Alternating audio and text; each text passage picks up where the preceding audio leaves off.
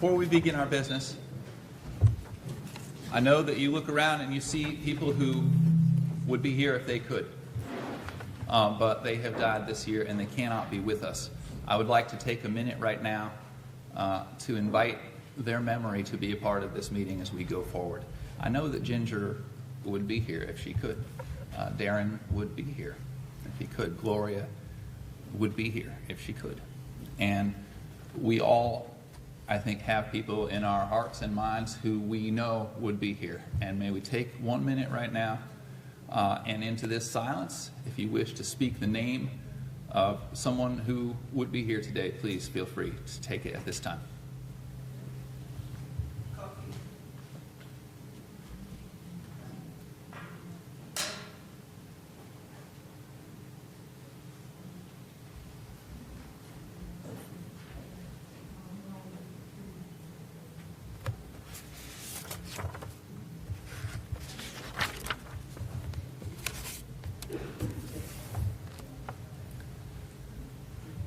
Before I read the warning, I'd like to ask the members of the board members of the select board and town manager's office to introduce themselves.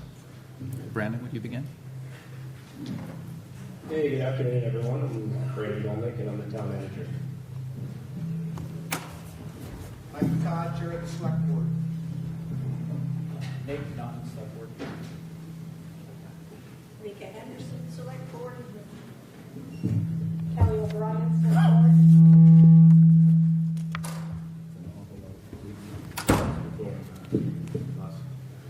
Dave Fuller.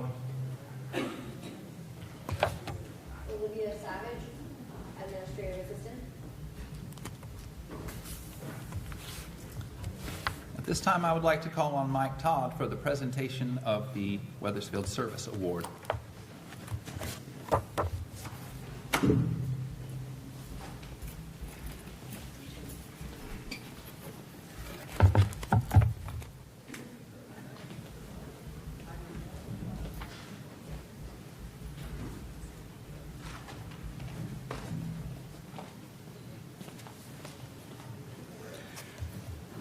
Good afternoon.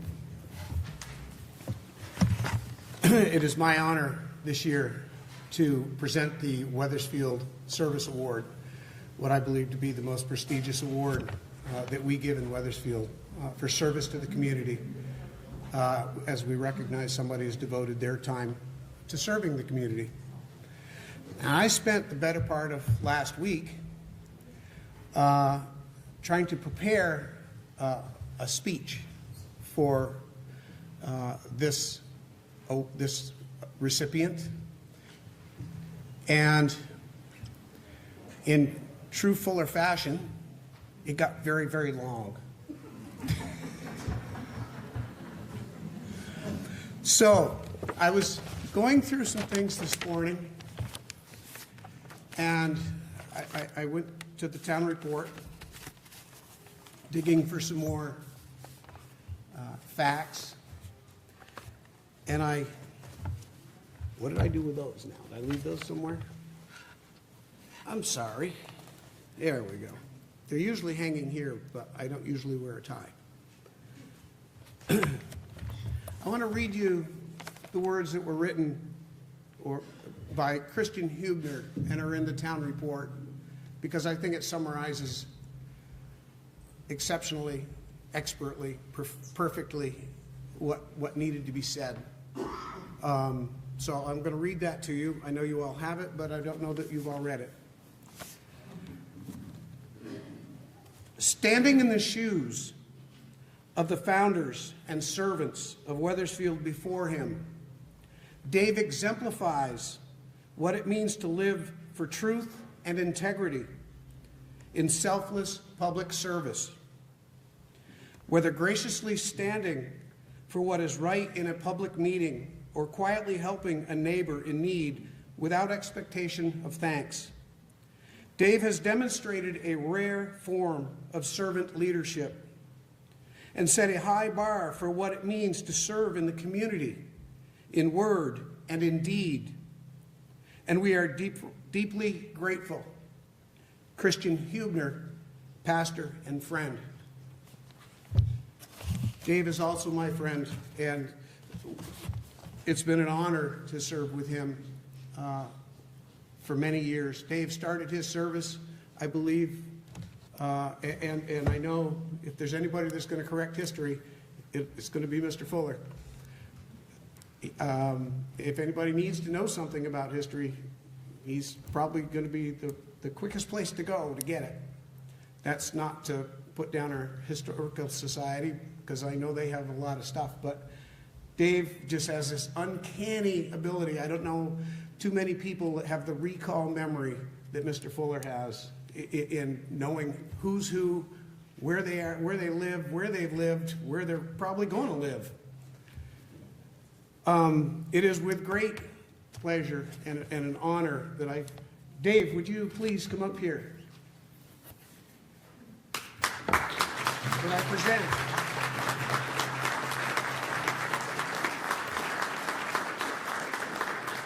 I present proudly to my friend and colleague, Mr. Fuller, the Weathersfield Service Award.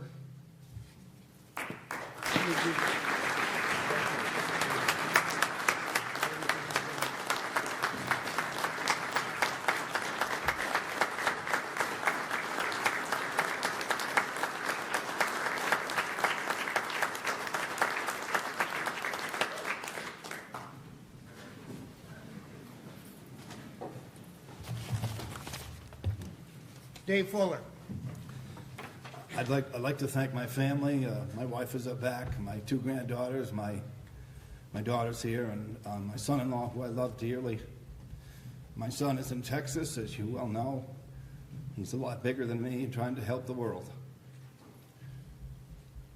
My first memory of this building comes when I served on the school board, and I was talking to Sean earlier today about serving with Sharon Madelinas, who told me that I must serve on a committee with her to put the first computers here in this building.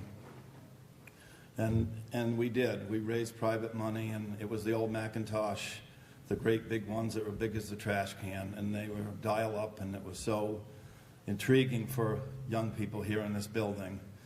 And oh, how times have changed. I also would like to thank my dad, who passed away in 2008, who stood in these shoes before me.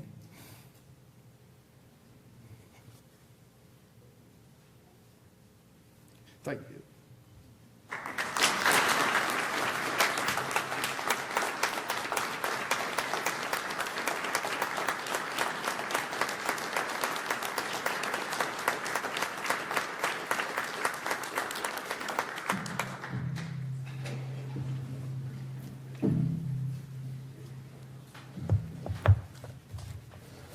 Dave's is the first signature I ever go for when I'm running for anything. You could all be humbled by that service. By law, in a town meeting, only residents of the town are allowed to speak. However, today we are visited by our elected legislators, Allison Clarkson, Senators Allison Clarkson and Joe Major, and our Representative V.L. Coffin. And without objection, because they have to make it to many meetings today. Without objection, I would invite them to address us briefly with a report on their activities in the State House. Allison, would you like to begin?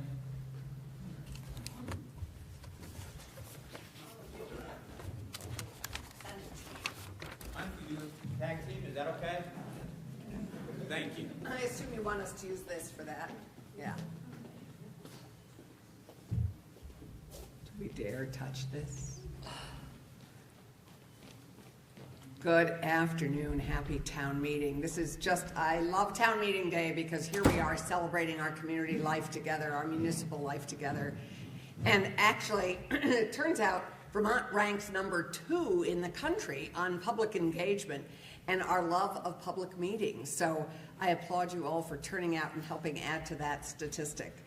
I'm Allison Clarkson, and along with Joe Major and our colleague Becca White, we represent you in the Senate, that 30-body member that is the complementary body to the House where V.L. Coffin serves.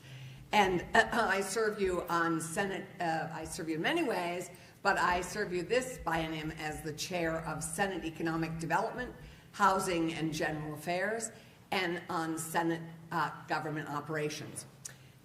Briefly, this year we face three big challenges, and you're aware of all of them, but I'm just going to talk about them briefly because, well, in many ways, you're all experiencing them. The first one is that a third of our state budget is challenged by what's happening in Washington. The federal uncertainty, our $9 billion budget, a third of it, $3 billion, is federal money. We have whole departments, like the Department of Labor is 90% funded by federal money.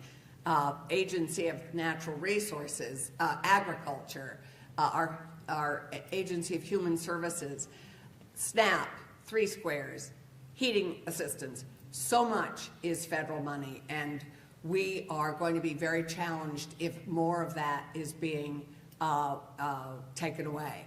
And so we have created a task force to look at our vulnerabilities where we are likely to have to find additional money. We do not have $3 billion additional dollars to fill all those holes in the dike that may be placed there, may be punctured, but we are going to be thoughtful about how we go about it. And the treasurer has put together a task force that includes the administration and our staff, which is the Legislative Council and the Joint Fiscal Office. So I just want you to know that we're working on that, and will be, I hope, as well prepared as we are. The second big challenge is, of course, education, the transformation of our education system. Voters cried out for property tax reform. Not necessarily, we didn't necessarily hear that you cried out to upend the whole system. But the whole system needs, in many ways, to be reformed in order for us to get to the refinancing. We are committed this year and next year to providing property tax relief, but we may not actually have the new property tax formula, or it may not be a property tax, but the financing formula, which will only come once we know the scale of this transformational plan. As you may have read, it involves redistricting, it involves the delivery of education, and it involves how we finance the education system. It's a huge plan. As you know, the legislature only sits for 4.5 months a year, but we all acknowledge this is going to take us many years to complete. Look at how long it took us to do Act 46, and what a pleasure that was. That was sarcasm, by the way. So, and then of course the third area that we're working on are in our committees, and that is generally a pleasure because we are really addressing the needs of Vermonters.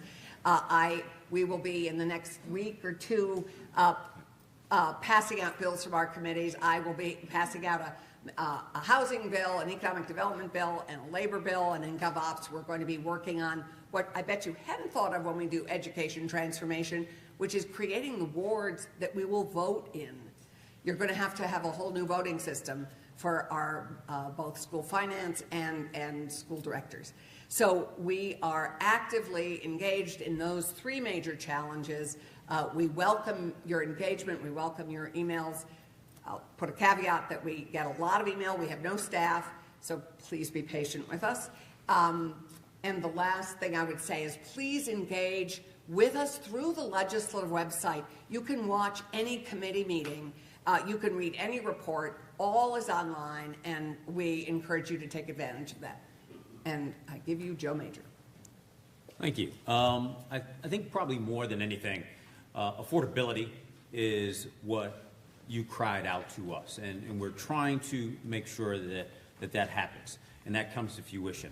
As far as education goes, what the governor is proposing is one thing, and what's happening in the committees of the Senate and the House is something else, and we hope to get with those three bodies and to have that come to fruition. Now, I will say this, you probably will not, as Allison said, see something this year, but we are working towards that. One of the other things that you probably will see is some consolidation in one way or another.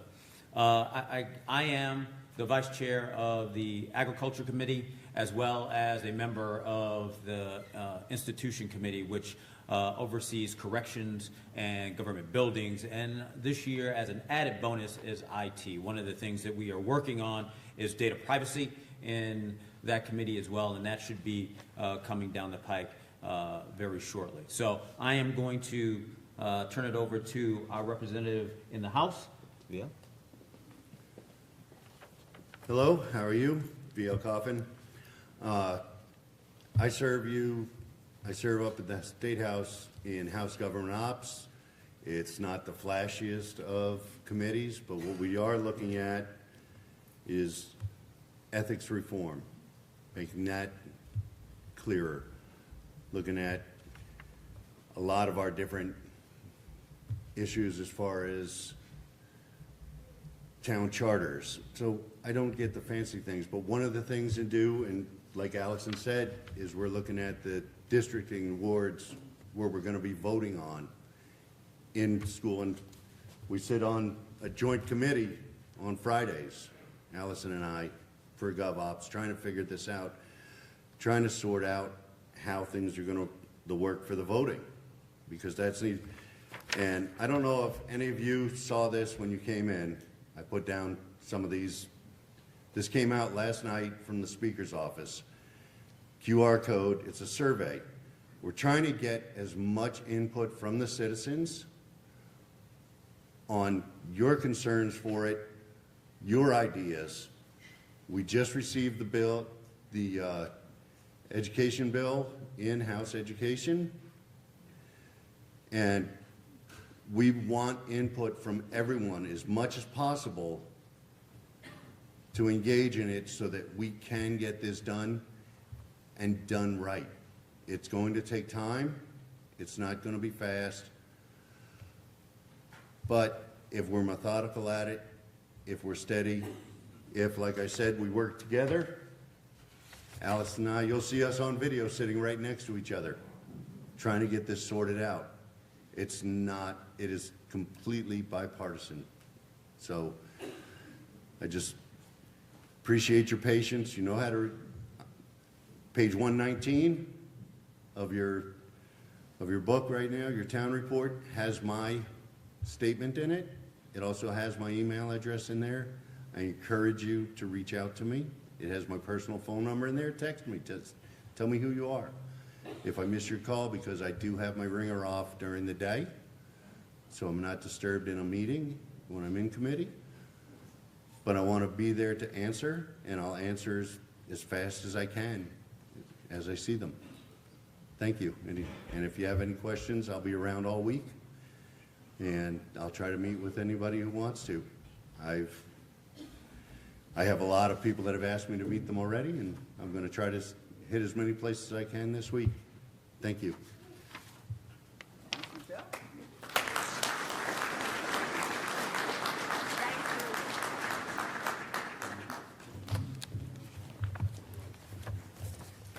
Thank you, Senators Clarkson and Major. Thank you, Representative Coffin.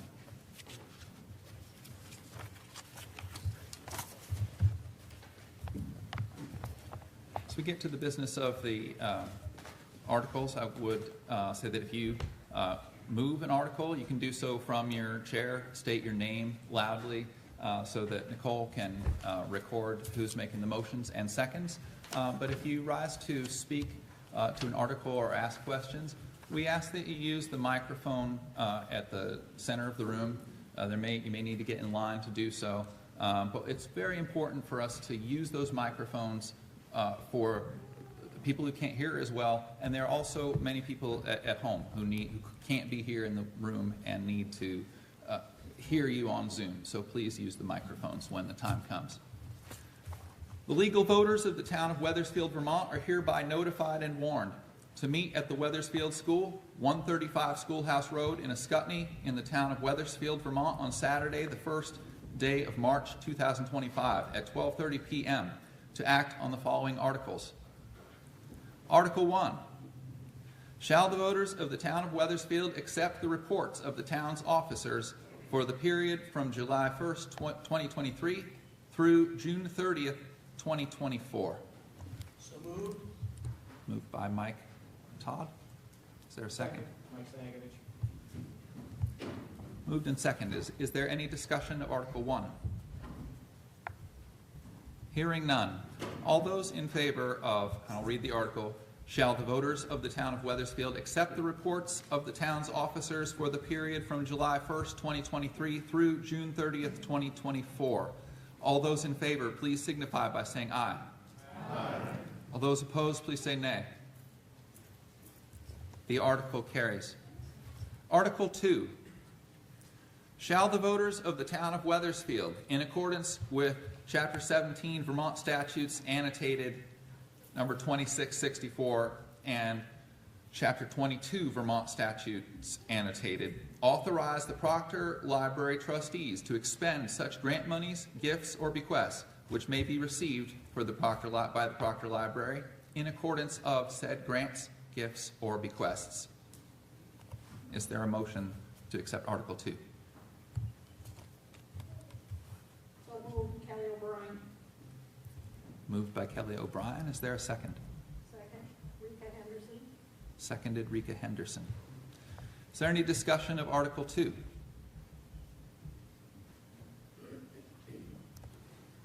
Hearing none, I'll reread the article and ask for a vote. Shall the voters of the town of Weathersfield, in accordance with Chapter 17 Vermont Statutes annotated number 2664 and Chapter 22 Vermont Statutes annotated, authorize the Proctor Library trustees to expend such grant monies, gifts, or bequests which may be received by the Proctor Library in accordance of said grants, gifts, or bequests? All those in favor, please signify by saying aye.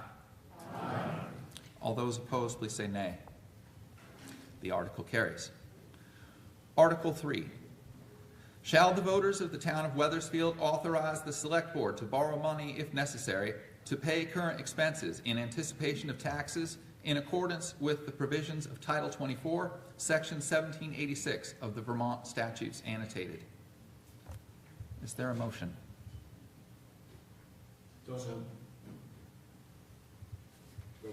Dave Fuller. Is there a second? Second. Second, Mike Todd. Is there any discussion of Article 3? Hearing none. Shall the voters of the town of Weathersfield authorize the select board to borrow money if necessary to pay current expenses in anticipation of taxes in accordance with the provisions of Title 24, Section 1786 of the Vermont Statutes annotated? All those in favor, please signify by saying aye. Aye. Those opposed, please say nay. The article carries. Article 4. To transact any business deemed proper when met. Is there a motion?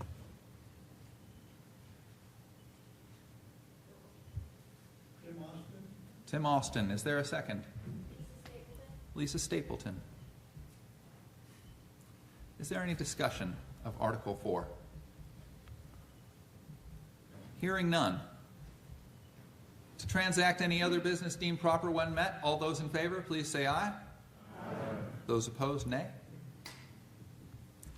Article 5 will be voted on Tuesday at Martin Memorial Hall. Polls open at 8 o'clock and close at 7 o'clock.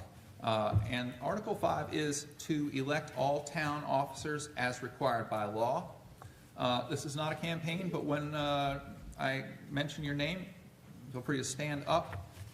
It's the right page of the candidates. I'll read the candidates' names, and if you wish to stand up and be recognized, please do so. For moderator, 1 year, Sean Whalen. For select board, 3 years, DeForest Bierce. For select board, 3 years, August Murray. For select board, 2 years, Kelly O'Brien. Lister's position is open. Both positions of the lister's positions are open. The second has 1 year remaining. Trustee of Public Funds, 3 years, Rick Bates.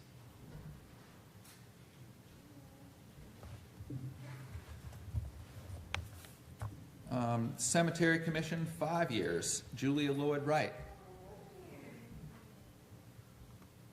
Julie's around.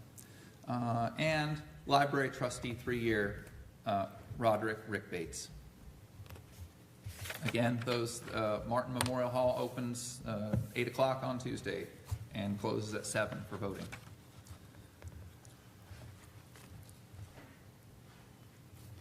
Mike, do we require a motion for that?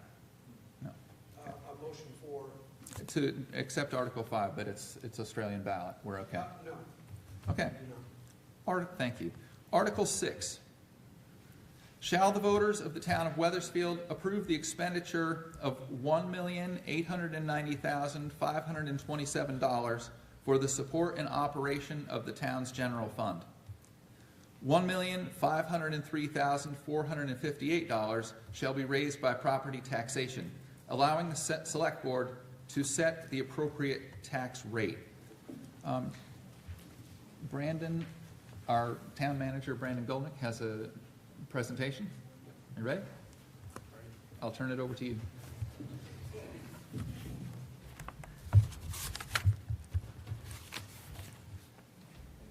Thank you.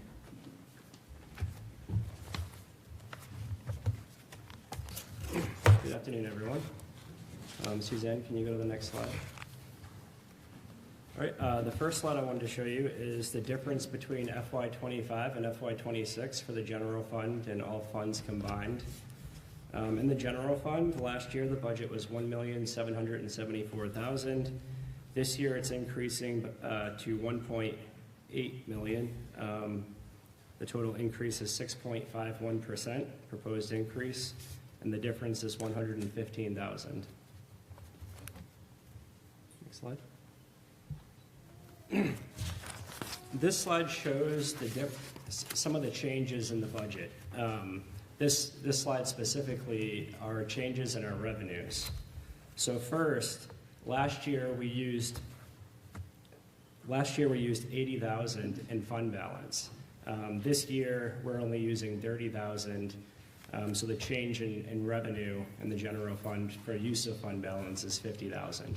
So that's one of the major changes in our budget, which leads to a budget increase.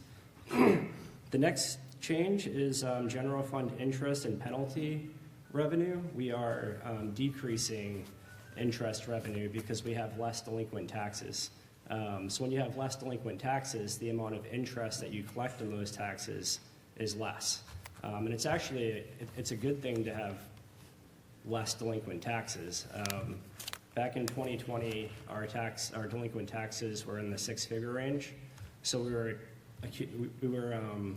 collecting a lot more interest in delinquent taxes when the amount that you're collecting on is greater. So now it's less, so we had to decrease that revenue source. The next major change in our revenues is town clerk revenues. Computerization, vault fees, and land records have decreased in the town clerk's office. Researchers can get this information online, so they don't have to come into the vault and pay to get the land records anymore. The same is true for motor vehicle registrations. Those can also be done online now, so we're not collecting those revenues as much anymore. The last is appropriation revenues. The town votes for special articles each year, and last year the town did that. And by policy, those are good for 2 years, so you're seeing a decrease in the amount of revenue that we're collecting this year because of that. So the total decrease in revenues is $49,665. Next slide. And now these are the increases in expenses. So the first is the cost of living adjustment for employees in the general fund. And that increase was 2.5%, and the select board voted on that last year. The total increase in the budget due to that change is $17,873. We also increased funding for our town parks by $2,500.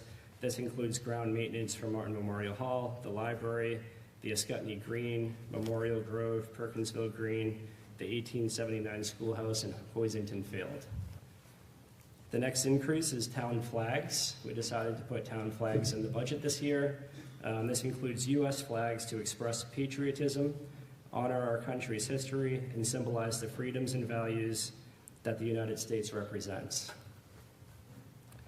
The next increase is the land use department. This has been an ongoing struggle for many years now. We were in an agreement with Rockingham in the town of Windsor, and we changed that to be just in the town of Windsor and to increase the amount of hours that we have in the land use department. That change does include sharing with Rockingham. So I believe the land use administrator is now 28 hours in Weathersfield and 12 hours in the town of Rockingham. We also have a small increase in the police department. We reduced police department overtime, and then we added a part-time officer in this budget. And finally, fire services. This includes additional funds to maintain a well-trained fire department and transfers to reserves to ensure we can replace gear in fire trucks. So total expense increases is $76,000. Next slide. Additional budget quick facts. This budget does use cumulative fund balance. So we're using $30,000 in fund balance to reduce the property tax need. It increases the budget in total by 7%.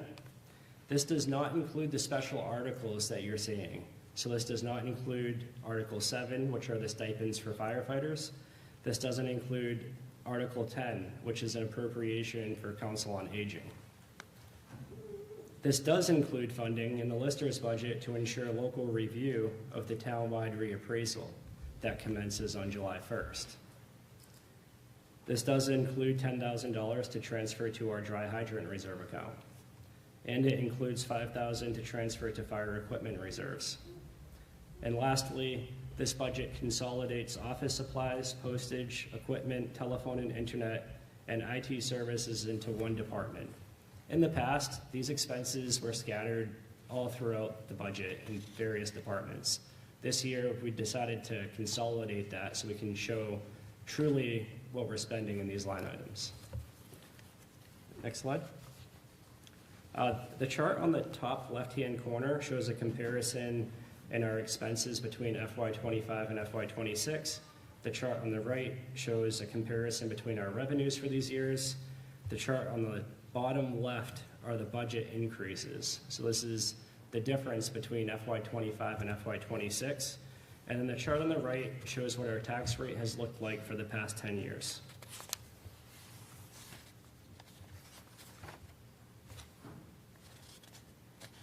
All right, next slide. So as you know, or may not know, and I might be informing you for the first time, the town received $818,000 in American Rescue Plan Act funds several years ago. The federal government required that we obligate all these funds by December 31st of 2024, and we have done that. All funds have been obligated at this time. Funds were used throughout the town to address high priority projects and expenses without raising property taxes. Although funds are obligated, you'll still see projects continuing to go through for the next year or two. We have to have all projects completed by 2026. Next slide. And this is all of the projects that we obligated the funds for. So the firefighter gear includes turnout gear, coats, and pants to outfit firefighters. Firefighting equipment included the purchase of a thermal imaging camera and washing machine extractor. We replaced 53 pieces of 1.75-inch hose and 6 pieces of 3-inch hose. This was the result of that hose failing our annual hose testing. So I believe we did that back in 2023.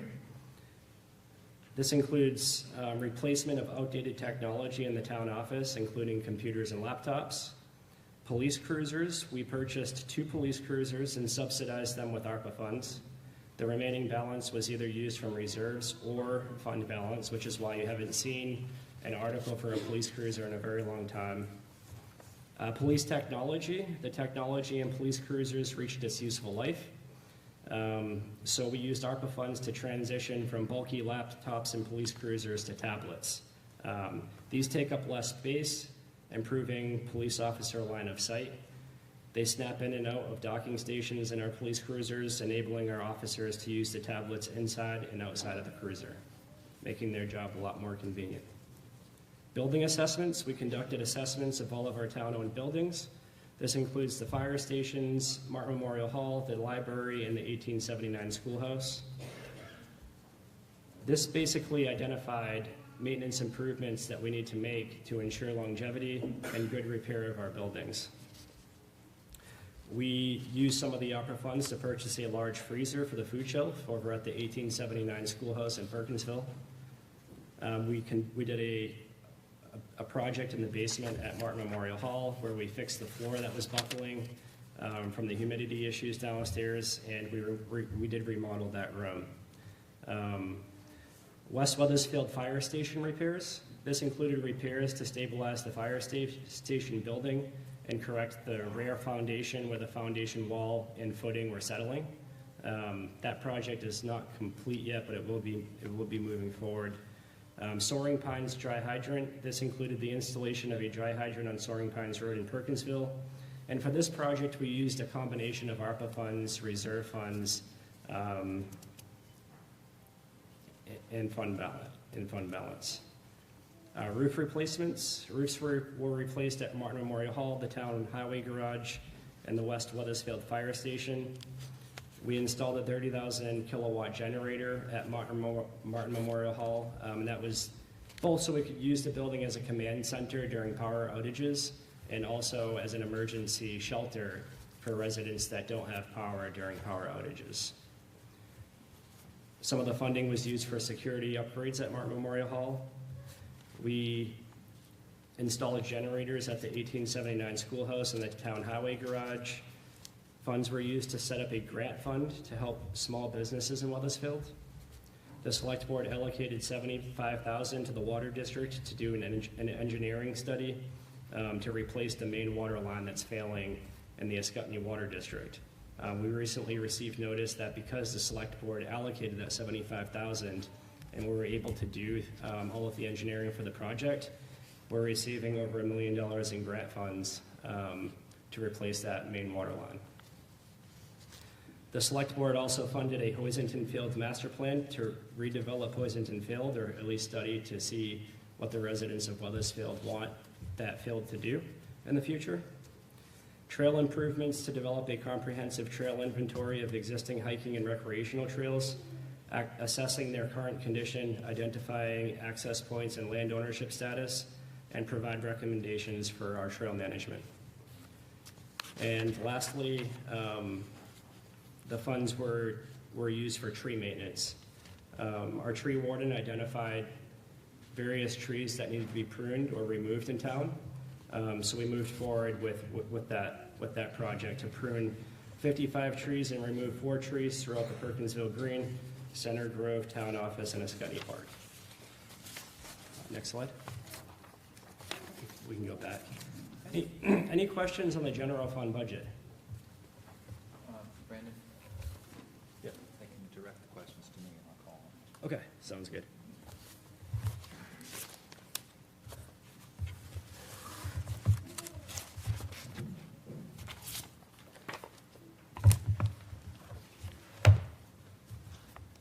Is there any discussion of Article 7? I'm sorry, of Article 6?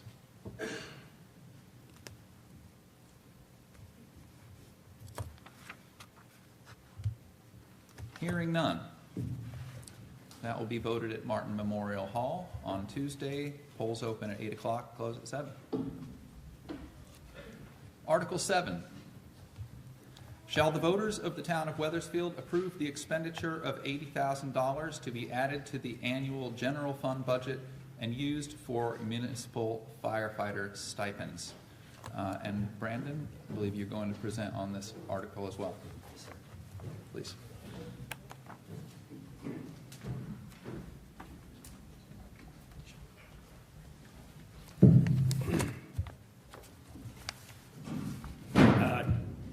Before we get started, I'd like to make a couple of quick introductions. First, Chief Compo at the Ascutney Fire Department. How you doing? And I'd like to introduce prior Ascutney President Colby Hodgson. Unfortunately, Chief Dauphin has the flu and he didn't want to give it to you today, so he's actually at home. But we have Michael Spalding, Deputy Chief from the West Weathersfield Fire Station here. And then we have Zach White from the Ascutney Fire Department here. How you doing? All right, so the Select Board voted to create a municipal fire department back in 2019. We developed a fire department committee / task force in 2024 to discuss the future of fire services in Weathersfield. The fire department committee consists of the fire chief from West Weathersfield Volunteer Fire Department, Josh Dauphin, the fire chief from Ascutney Volunteer Fire Department, which began with Chief Derek Gurney, who recently passed the torch over to Chief Compo. The deputy chiefs from both departments, Zach White and Michael Spalding, and a lieutenant of both departments, Jerry Lavenway, and myself as the town manager. So we have 7 people on the committee, 3 representatives from the Ascutney side and 3 representatives from the West Weathersfield side, and then myself who chairs these meetings. The fire department committee voted unanimously in favor that it's in the best interest of the town to have one fire department titled the Weathersfield Fire Department with 2 fire stations in their existing locations. Next slide. The fire department committee holds meetings down the stairs at Martin Memorial Hall. We post agendas on the town website on the fire department webpage, and our minutes are similarly located in this location on the website. To date, we have held meetings on August 29th, 2024, October 2nd, 2024, November 13th, 2024, December 4th, 2024, January 2nd, 25, and February 5th, 2025. We will continue to hold meetings on the first Wednesday every month at 6:30 p.m. Please feel free to come downstairs and join our meetings. We have also held meetings at both fire stations to discuss the future of fire services with both departments. It is our intent to create one fire department titled the Weathersfield Fire Department and to work together to transition to one department by July 1st, 2026. Next slide.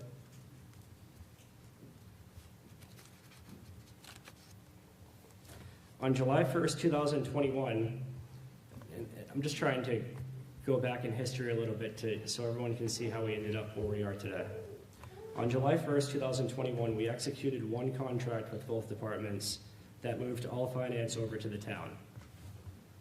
The initial contract ended on June 30th, 2023, and during this time, the town took over all fire department expenses.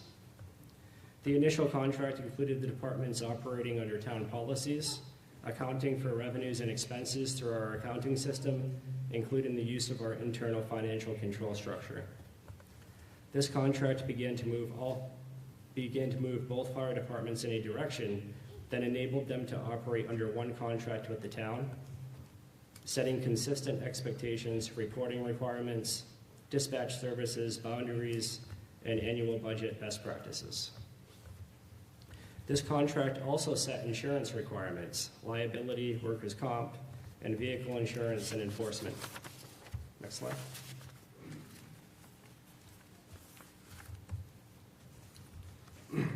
When the initial contract expired, we developed a new contract that went into effect on July 1st, 2023, and that contract expires on June 30th of this year.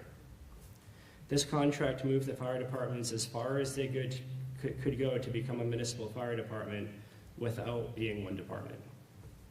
This contract included developing a strategic plan, a rescue squad, describes our emergency medical services, and continued to merge all finance with the town. This contract was executed by the presidents of the West Weathersfield Volunteer Fire Department and Ascutney Volunteer Fire Association, the town manager, and the select board chair. All right, moving forward.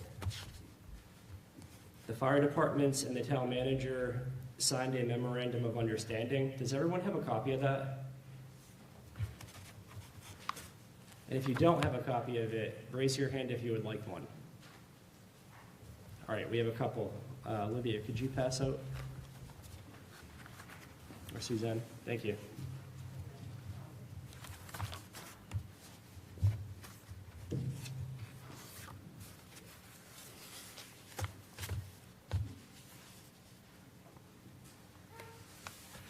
So this is the memorandum of understanding, right here. And section 2 states that it is the intent of the MOU to create the Weathersfield Fire Department. Section 3 renewed our contract that is expiring on June 30th, and then made this MOU as an amendment to that contract. This contract is built on leadership, integrity, honor, and trust, and a team of dedicated professionals that will be focusing on a transition in the best interest of the town. The contract will focus on morale, team building, and training to ensure we have the strongest team to ensure the safety and well-being of Weathersfield residents. The Fire Department Committee will report to the Select Board quarterly throughout the term of this MOU to provide an update on the scope of work and collect feedback from the Select Board. Reports will be given at Select Board meetings in September 2025, December 2025, March of 2026, and June 2026. The fire chiefs of both departments will work together as the fire chiefs of the town through the duration of this MOU to assist in the transition to one fire department by July 1st, 2026. The fire departments will determine whether to keep their 501c3 status. The Fire Department Committee will identify all members that will be joining the Weathersfield Fire Department by June 30th of 2025. The Fire Department will establish stipend guidelines setting forth requirements for stipend compensation, which is the article that you'll be voting on Tuesday. The town administration will onboard all firefighters to the town, including the review of all policies that firefighters will be subject to and all other applicable information. The fire chiefs and the town manager will work together to determine whether the lease of their buildings can be transferred to the town. That's something that's currently in question that requires further research. And if they can, then the parties collectively will present this information to the Select Board for official action. The Fire Department Committee will standardize gear, both structural and operational. The Fire Department Committee will draft a response plan and discuss the response plan with both fire departments to collect feedback. The committee will incorporate feedback into the final response plan and take official action on the plan at a warned public meeting. Item number 10, the Fire Department Committee will fine-tune the organizational structure of the Weathersfield Fire Department with the understanding that the organizational structure may be revisited from time to time to meet the best interests of the town. The Fire Department Committee will review all apparatus and determine whether apparatus that is in the best interest of the town in collaboration with both fire departments in the town of Weathersfield. And then finally, the Fire Department Committee will approve a long-term capital plan and present it to the town Select Board this fall. Now the article that's before you. The Fire Department Committee developed a structure for stipends for the Weathersfield Fire Department. The structure may be revised from time to time and may be reviewed and revised by the Weathersfield Fire Chief following his or her appointment. The purpose of firefighter stipends is to incentivize and recognize their service by providing financial compensation for their time and training, thereby encouraging recruitment and retention within the fire service. Essentially, it helps firefighters continue serving their community while also being able to cover some of the costs associated with their roles. So how does it work? Officers will receive a stipend for their commitment to their roles as follows. The fire chiefs collectively would receive $12,000 or $6,000 per chief, which equates to roughly $500 per month for both of the fire chiefs. The deputy fire chiefs collectively would receive $10,000 or $5,000 per deputy fire chief. This equates to $416.66 per month. The captains would receive $4,000 annually or $2,000 per captain, which equates to $166 per month. And then the lieutenants would receive $4,000 annually as well, which also equates to $166 per month. The total for officers would be $30,000 annually, and again, we would be not exceeding the $80,000, but we may restructure this a little bit more throughout the duration of our fire department committee meetings, but this is where we are right now. The total number of personnel for officers that are being proposed right now is 6. Firefighters. Firefighters will receive a stipend based on the number of responses through a 12-month period. And if you go on the back of the MOU, the last page shows this very well. I'll also be going over this on a slide in just a second.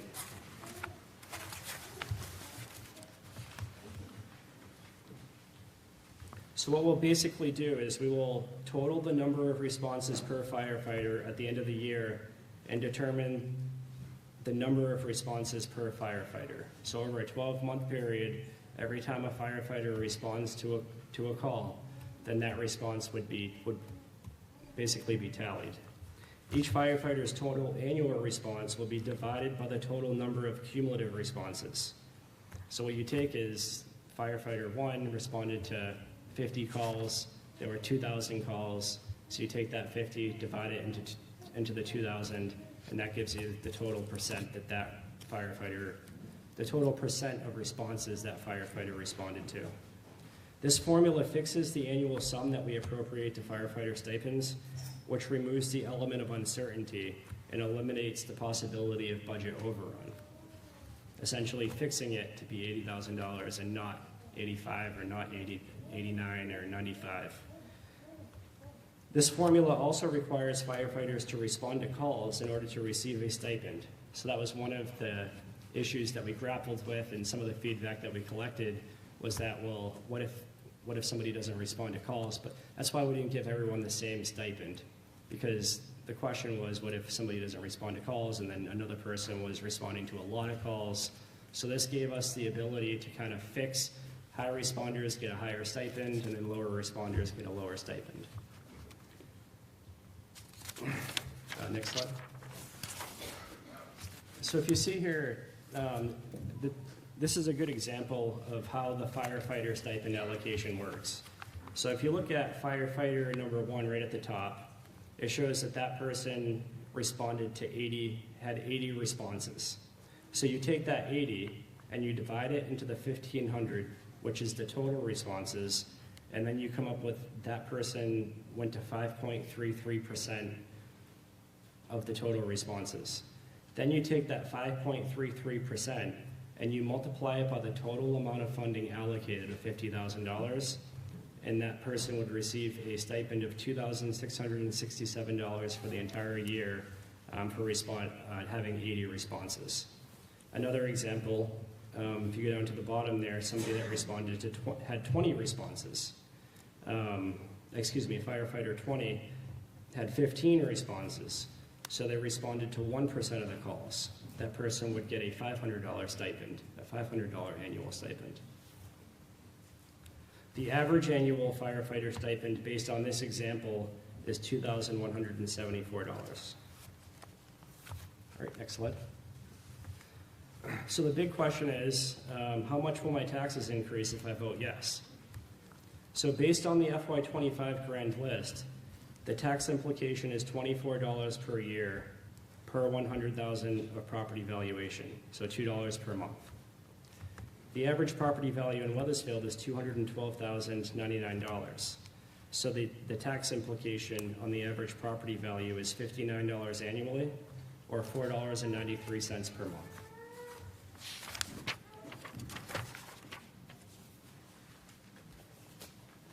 Thank you.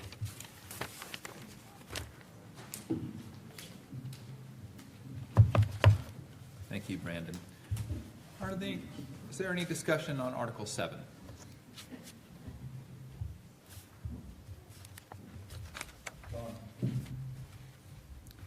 Dave Fuller.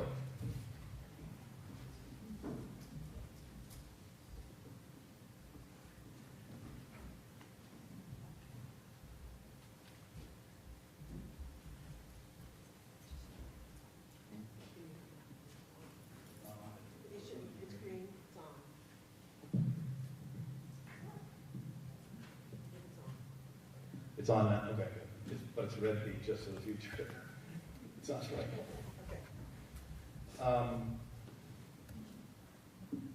I want to make this perfectly clear.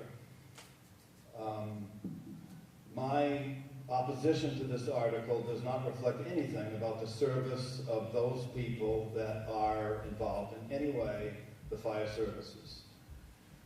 I wish, as a sitting board member for years, that I had had this information prior to this day. I didn't even see this presentation. I didn't see this much detail. I've been to every meeting. I've got to do a little bit of background here to, Brandon said he was looking forward to the debate with me, and here it comes. On December 9th, I listened really closely to Josh Campo when he came to our select board meeting in the budget. And he was asking for a little help for members to come to the stations for pay for the staff that does anything to do with fire. And he said there were about 40 members. And in a presentation the town manager gave us at the time, it was about $20,000. And I did the math real fast in my head, and I'm pretty sharp. I get paid $500 as a select board member. It's taxed. And that's a little bit of a problem for me for this whole picture, because as you just listened to a lot of detail, there's a lot of work going on to keep records. So very quickly I said, okay, if there's 40 members that need a little money, and I get paid $500 to do, it's not the same thing, don't get me wrong, but that equals about the $20,000 that would have been in our general fund budget, and we wouldn't need a special article. And it would have paved the way for my second point. The town has the ability today, under Title 20, Section 29, and I think they may have changed the law a little bit, to allow all fire services to capture costs from calls resulting in anything to do with hazardous material, including, for the first time that I've heard in the past, I've been part of this collection of fees with trucks, but now it involves labor and supplies. We are a member of the Upper Valley Mutual Aid Fire System that already has these fees set in place. They announce, for instance, $300, and I think it might be more than that per hour for a Class 1 pumper. We have 4 of them, and so on. And the same is true with labor. The only variable, and the administration has the ability to do that today, is the amount of hazardous incidences that happen. It's a little unpredictable. What did I do? Called the Hartford Dispatch. They confirmed to me that this is an active thing to try to relieve property tax increases. And when you look at the number of calls and the instances that our people are going to, that it averages out to be maybe 5 or 10 of these incidences that can capture some money. Part of the picture that's not being told here is the last fire truck we bought was north of $450,000. If we put out a request today, and I just heard this from Josh Campo earlier before the meeting started, that a couple of area fire departments have put in a request for new trucks. There's 650. The day of our town having these kinds of vehicles leave out of the barn and the people that are asking for some help for money without charging is over. We must include some property tax relief, and this is the way to do it. We don't even need this article. The administration can move on it tomorrow. And I heard in our last board meeting on the 24th that, well, it takes a lot of time to do it. Who can collect? We have an emergency management director. I was it. We have trustees who are usually a little bit older persons in the fire staff, in the departments, that have a lot of wisdom, that can no longer do the masks or carry the hose. They're valuable resources that can do this and recapture some funds and give them for what they're worth. Thank you.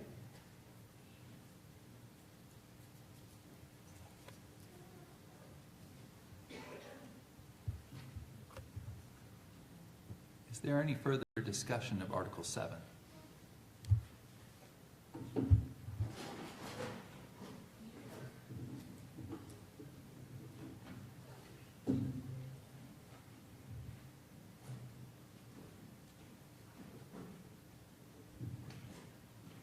Beth Main, I live on Center Road. I have 2 family members who are highly involved in the fire department.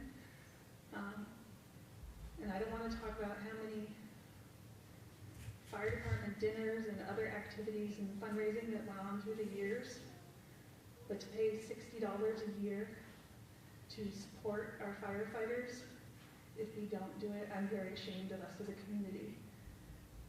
My family is out and friends are out until all hours of the night, risking their lives for our community. And it's the least we can do.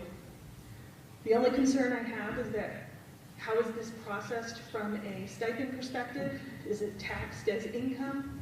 And what is the service that we have to do from an office perspective? What added expense will that be for us from a financial perspective? So it would be taxed as income. There wouldn't be a burden really at all in the town office. And the reason for that is it's just as simple as copying and pasting everyone's number of responses and then doing the division really quick with a formula, and it spits out their annual stipend. So probably 10 minutes of labor, 10 to 15 minutes. Brendan, I think the question is asking about the implication. Excuse me. Mike, do you wish to be recognized? Mr. Todd, thank you. I think the question is more about the cost incurred internally in processing the tax implications of the stipend, if there's anything there. Am I correct, Amy? Yeah, I mean, so great. I'm going to get another $2,000 to my family income because, and that will probably not even cover the gas that we spend for what they do. But now I have to claim it, and it may do things to my taxes that I don't want to do. And is there tax being taken out of it? Is it like a paycheck? Or am I going to have to pay tax on that money on top of that? Yeah, unfortunately, at the local level, we can't control whether taxes come out of it or not. We're just required to report it to the IRS. So we would be taxing that just like any other income. But you wouldn't be taking the tax as an employee out. We would have to pay for it on the other side. No, we would be doing that on our side. So it would be W-2.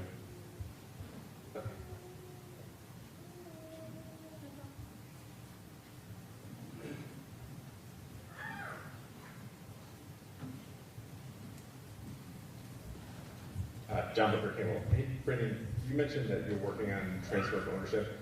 What happens if the buildings can't be transferred to the town? And if they can be, does that mean the town is taking on the ownership and maintenance and insurance costs of both fire stations? So John, we're already paying the insurance on both buildings and have been for a very long time.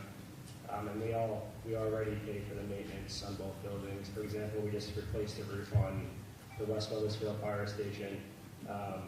And then we just put a Modine heater in the Escutney Fire Station and have done a lot of work over at that station to make sure that it's a strong building for the fire departments in the town. If I don't see the buildings not being able to be transferred, I find it hard to believe that the state of Vermont wouldn't just transfer the building to the town. But in the case that they won't, then the nonprofits, and they still may keep their 501c3 status now, that's to be determined. But we would just,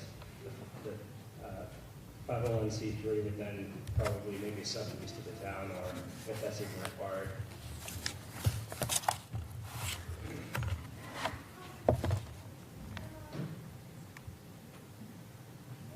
Sophia Lustig, type up. Dave, I didn't fully understand your thought on how we would handle this. Can you clarify?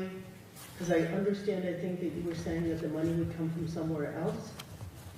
And where is that? That's the part I didn't fully get, and I don't think it might be helpful to clarify that. Are these on? Okay. There is a process to capture money depending on the incident that is traveled to. Historically, it's got to do with vehicle accidents. And insurances are required, so there's just a little sheet, for instance, how many hours are spent, what supplies were used, and in this case now, and I didn't know this before, labor is also that can be used to sum it up. So in totality, then you ship that off to, not too close, the insurance company for reimbursement on the incident. The reason why it's a little bit different now, I think, than in the past, and everybody's a little tepid about going back to this day, is Title 20, there's a law to back up on now. So that's pretty important.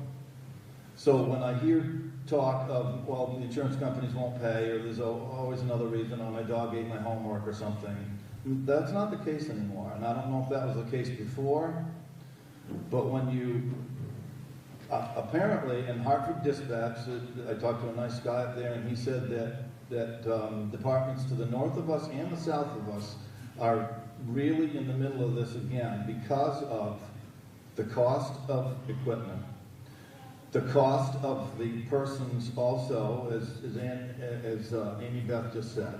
I get it. I completely get it.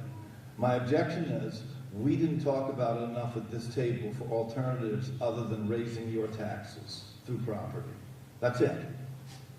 I'm not opposed to finally getting to the day of one station. I can answer Brandon's question a little bit better because I know some history about the west side. And when Mike mentioned that earlier, way earlier, I too believe that the Scottney station probably is going to be an easy, let me back up. Both stations that we now have do not own the ground underneath them. When they were put up, they made arrangements. The original fire station on the west side was located on Center Street down in the middle of the village of Perkinsville in a one-bay garage. The Robinson family donated the land that's now under the west side at Downers in an agreement to give to the west side department, but not involve the town for some reason.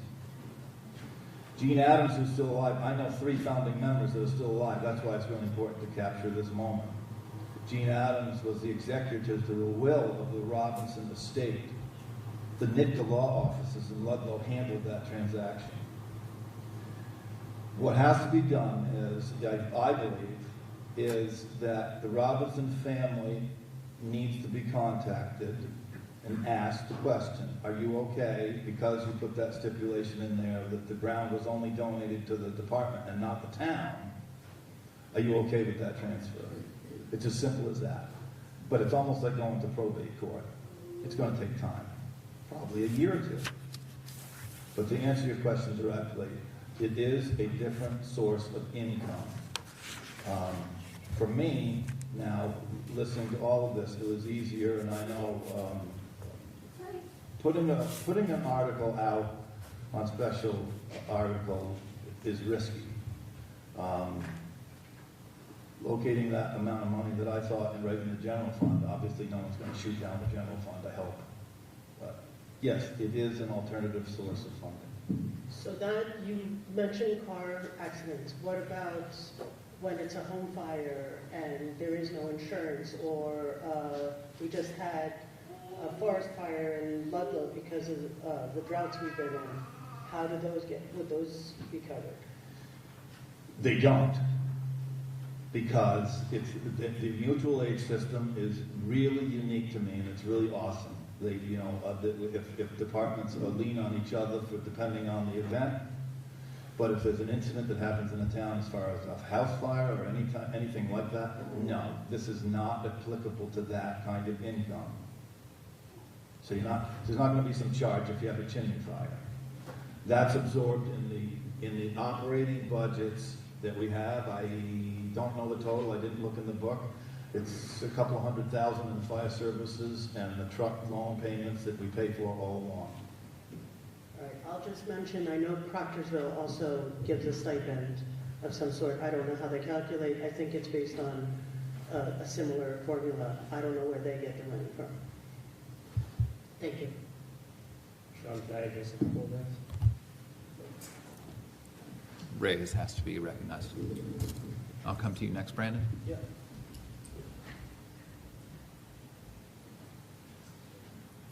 Ray Stapleton, Weathersfield resident.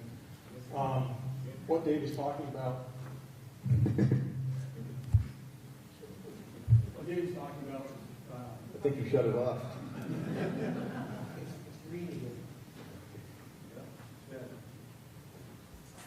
Thank you, BJ. Just test it.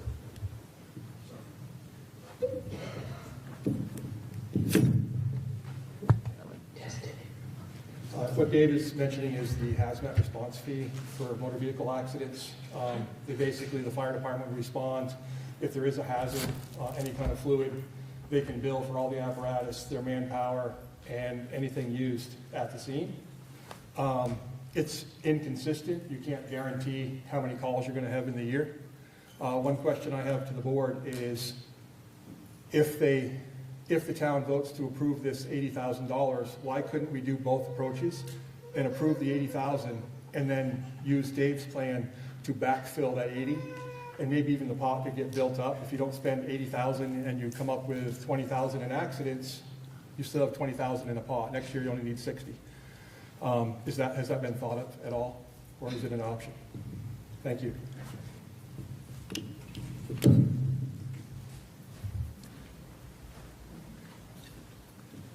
Brandon, are you able to answer that question?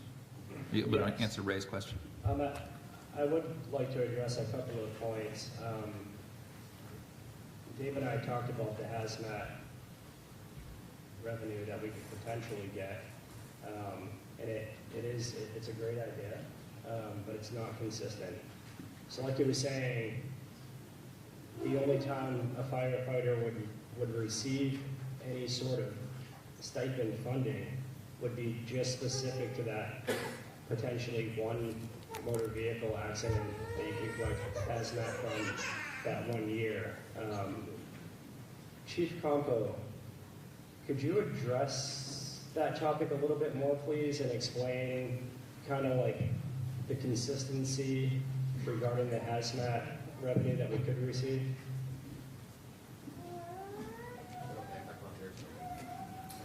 Josh, I'd like to recognize Josh Campo. The town currently has a procedure for processing of hazardous materials funds if they're billed. That currently goes into the reserve fund. I don't remember the exact percentage. There was a time historically that some of that fund was going to the individual departments when the departments were contributing to the cost of the trucks. As Brandon mentioned, the town has absorbed the fiscal responsibilities for both organizations almost to entirety with maintenance, trucks, etc. The reason why it works for the Wheels Fund for reserve money is because we can't plan on it. So we can put whatever we get away for the future to offset taxes when we look at purchasing new trucks. The other reason that I firmly believe that a stipend with a set amount from the taxpayers is the right action is I never want to be going to calls or having people going to calls and looking at it like a funding opportunity. We're there to help people. We're not there to collect money, and when people call 911, they shouldn't be worried about getting a bill.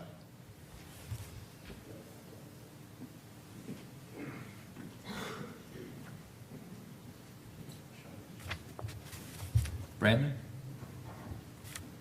I also want to just hit that point one more time. We will consider billing for hazmat, but the fact is it's not consistent. Sometimes it happens, sometimes it doesn't. And because it's not consistent, we can't pay firefighters a stipend sometimes and not all the time. The plan that we put into place puts a really good plan in place that's response-based. And I think it's roughly, I think the way we calculate it is, based on that exact money, it would be about $30 each time a firefighter responds to a call. Which isn't a lot, it pays for their gas and so forth, and wear and tear on their vehicles. But I do believe that's the best plan that the town has at this time. And then again, if we do have hazmat revenue, we can offset that $80,000. So if 15 comes in, then we're only using $65,000 in property taxes.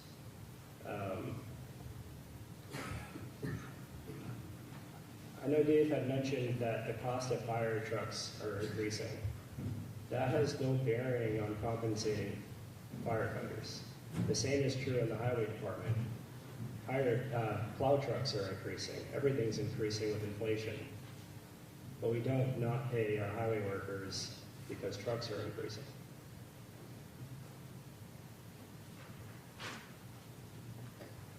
That's the last point I have.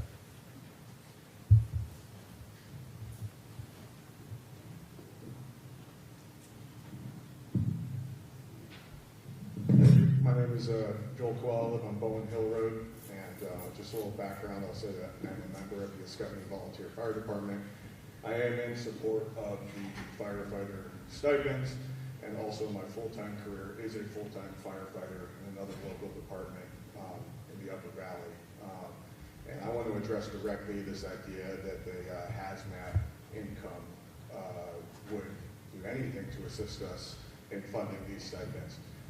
We ask ourselves, why did the state of Vermont allow a law to allow only for hazmat reimbursement? And that is because on those calls, we use very specialized equipment to mitigate the hazards on those calls.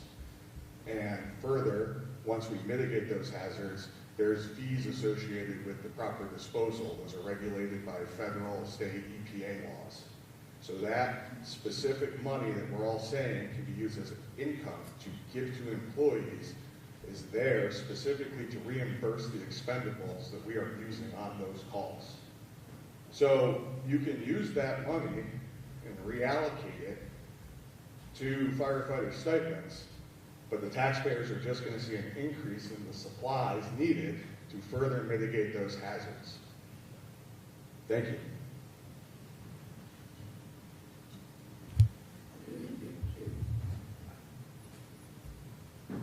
Tim Austin, taxpayer of Weathersfield. We all hate to have nickel and dime tax increases, but how many of you stop for a cup of coffee, which is about the $4.93 a month? I've been a volunteer fireman in the past. I spent 32 years investigating fires for both the state and insurance companies. And every time I was in the middle of a hazardous mess of digging out a fire scene to determine the cause, I often had firemen with me who were getting paid nothing while I was getting paid an hourly rate. I don't find it fair. These guys put their life on the line almost daily with calls to not exactly acknowledge them, that they're at least worth something.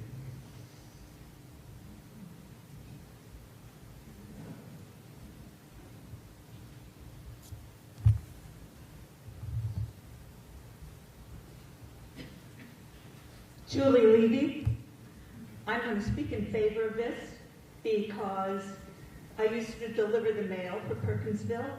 I got a stipend for driving, and you wouldn't have gotten your mail except that I could repair my car with that stipend. And of course, Gene Adams' garage was pretty helpful. The second reason is we had a fire this year in our woods. If you happen to go down Perkins Hill Road, you go by our land, and that's where the fire started on Transfer Station Day. And it was a fire in the woods that spread really quickly. The fire people were incredibly professional, thoroughly stayed for quite a long time, brought a lot of vehicles, and really put it out. I'm really grateful for that, and I'm going to vote for this.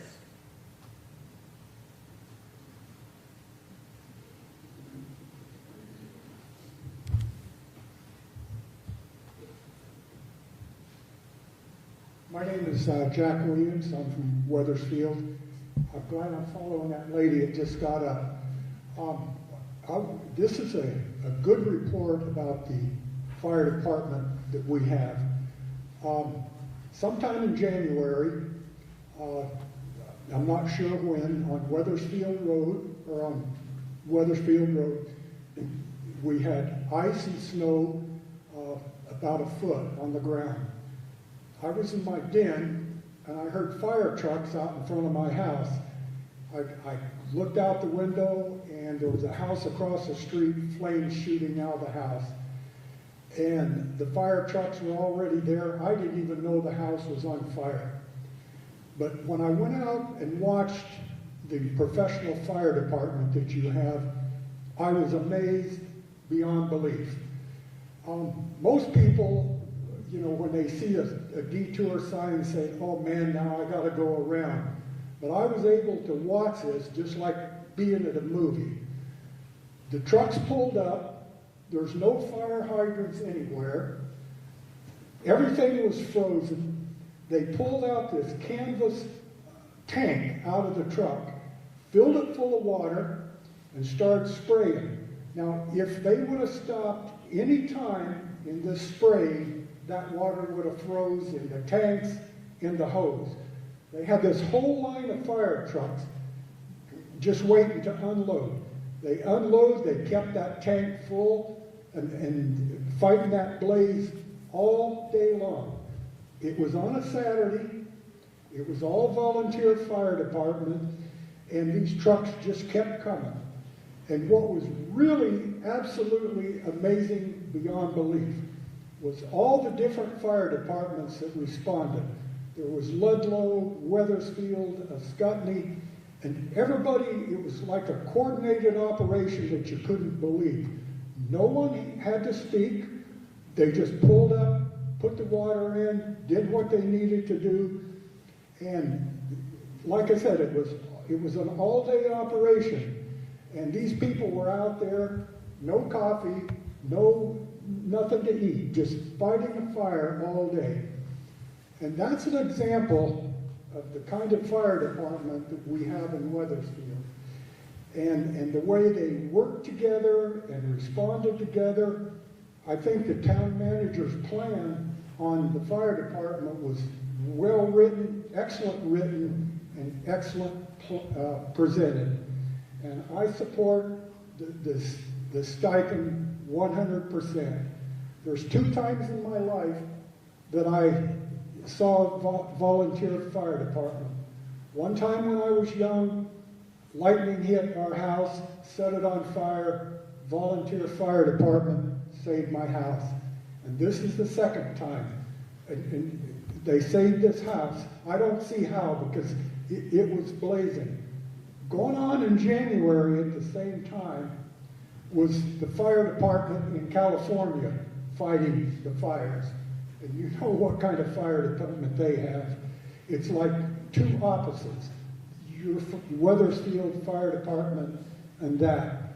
Last thing I want to say about this is I wish that every single person from these fire departments, every volunteer, all the chiefs, and of all the fire departments that responded to that could be recognized in Montpelier by Governor Scott. Like I said, you have one of the greatest fire departments I've ever seen. Thank you.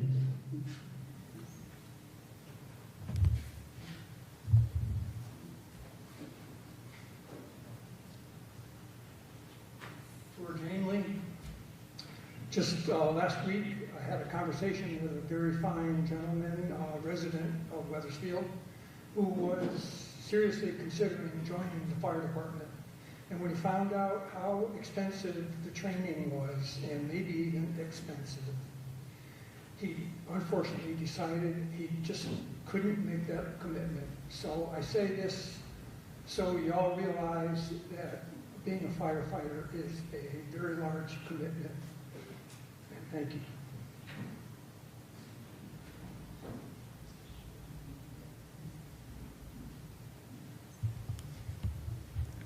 Is there any further discussion of Article 7?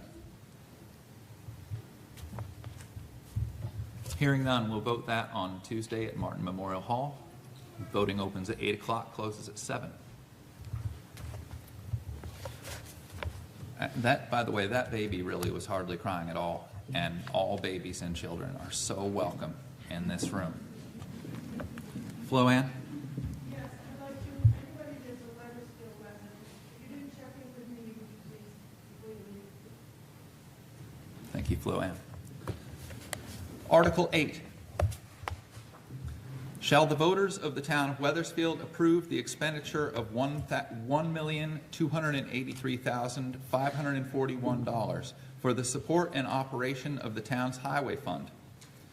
$999,380 shall be raised by property taxation, allowing the select board to set the appropriate tax rate. Our highway superintendent, Ray Stapleton, is going to speak to this article, if he's here. Yes, Ray.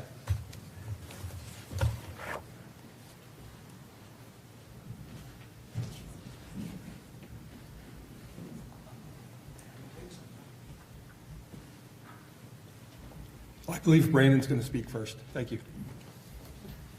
You're recognized. Thank you. I'd like to recognize John Esty. He's retiring on March 31st, and he's been with the town for 28 years. He's retiring as the Assistant Highway Superintendent. John?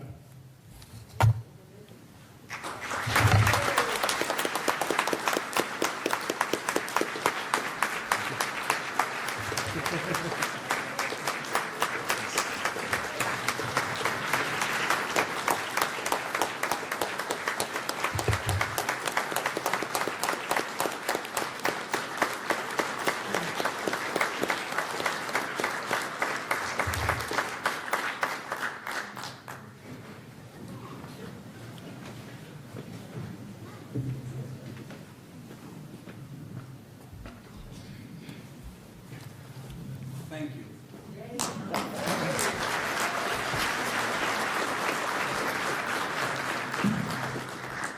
Now recognize Highway Superintendent Ray Stapleton. I took over about 6 years ago with the highway department. John's already there. He's been a anchor to our crew. Oh, this sucks. Thank you. By the way, just a minute. Okay. Highway budget. Thanks, John. Okay, overview on the highway. There's a few changes in the budget this year. We've increased our paving to include a paving capital plan. I find it's really important to do preventative maintenance on our roads on an annual basis. We've increased it significantly, and we do have a paving plan in place, a capital plan that's been designed. We'll be implementing it with those funds if it is passed. I have a quick overview of the things we've done for the year, if you don't mind. I just want to update people on what we've done and where we've worked. We maintain and improve Weathersfield highway infrastructure, ensure safe travel during all seasons, manage projects efficiently, and maximize grants opportunities, and we remain proactive and increase highway resiliency for stormwater runoff. That's where we have our most savings, I believe. Next slide. We have applied for and received grants over the last year and a half. or more. They're actually in place. Some grants take two years to go through the cycle. One is a salt shed design and construction plan to replace our existing shed. The thought process on this is to replace the shed as is probably $100,000 to $125,000 roughly from the figures I've been getting. Or we can take $100,000 to $125,000 and use it for our share for a grant and build a bigger structure that better suits our needs and also assist with protecting the environment more with salt runoff. Levine Road Bridge, $41,000 replacement bridge design. It's a one-way road, only one way in and out. Right now it's a wood deck bridge. The goal is to design a structure that oil trucks, log trucks, fire trucks, heavy equipment, highway trucks can drive across. We did receive a grant for that, and it should be done by the end of this year. Plains Road Culvert, there's a culvert out there on the power line that's probably 8 foot. It's pretty bad shape. Golden Ridge, we did a $44,000 project out there on 5 330-foot sections. They're really steep hills, 2 of them, real bad drainage issues. We cut a lot of trees, did some ledge removal. That was a fairly good project. You can see the pictures there. A Scutney Notch, we replaced 2 failing structures with $7,200. Downer Hill, we have $8,000 almost to replace culvert on that road. It's also a 4-foot diameter culvert, and there's a lot of ledge in place, so we got more money to help with the ledge removal. The Victory Thrasher project is going to be happening next summer. We have $25,000 from the grant for that. It's replacing, reestablishing ditches, replacing culverts, and resurfacing the road with more gravel. Just some photos before and after. You can see how much material we removed. On the right, on the left is after. In the middle is looking down the hill. And on the bottom is looking back up that same hill. You can see the ditch, all the ledge that's been removed. Take a ride out there when it's summertime. It's pretty nice to see. This is the Scutney Notch. The culvert is really short, and the road is very narrow. There's a lot of wash on the bank. This culvert is perched. That water is about 2.5 feet deep at the bottom of that structure. Now the tree is gone, the rock is gone, and it's realigned differently. That's the other side of that culvert. Again, Downer Hill, continue. We also received a $12,000 grant for a town-wide municipal roads general permit inventory. It's the city of Vermont requires an inventory. Every road segment is numbered, and you have to inspect them and update it in the system. We received some funds to be able to hire people to do that for a total of $210,715, most of which didn't require a financial match. FEMA flood recovery, quick overview. July 2023 storm. These are some of the projects. We had limited damage across town. It was significant, but compared to other towns, it's fairly minor. A lot of work goes into tracking these. You have to document everything before you even go out and fix anything. And you have to know the size, distance, length, locations. Anyway, a Scutney Basin bridge deck, $891,000. The town share is $22,000. Temporary bridge on the Scutney Basin. The bridge had failed. We had to shut it down and put a temporary bridge up. That's the only way in and out for a lot of trucks. Just a quick, go back to the slide of the pictures if you could, please. The picture on the left, that was storm damage from previous storms. We had already received received a grant to redesign this bridge.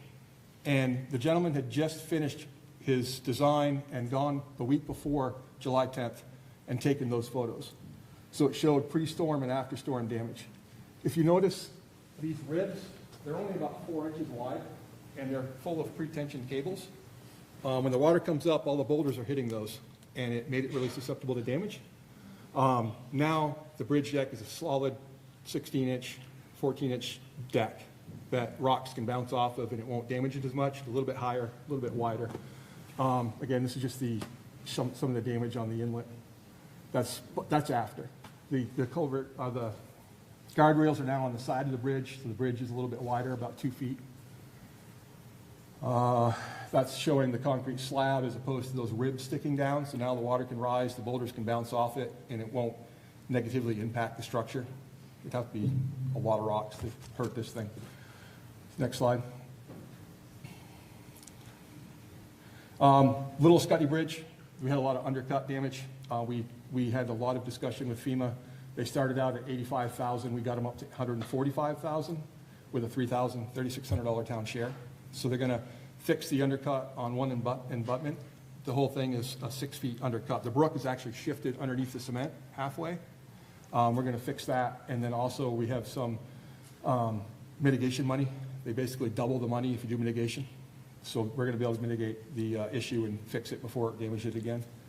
Upper Falls Covered Bridge, we had riprap and it washed away. We're gonna put the riprap back. Again, $123,000 between the state and the Fed share, and the town is gonna pay $3,000. Perkinsville Hydrant, it's an electric hydrant down in the river. It was full of debris. It was $5,800 to fix it. Cost the town $158. That's all grant, FEMA and state. Townwide repairs, when I realized the impact of the damage, I documented all the damage across the entire town and took photos and measurements. So when we fixed it, we were able to get reimbursed. That equaled $11,600. Town share of $290. I get some photos just to go through real quick and I'll wrap up. I already saw all those. Sorry. Go ahead. Yeah, go keep. Sorry. Other way? Is that it? There were some more slides.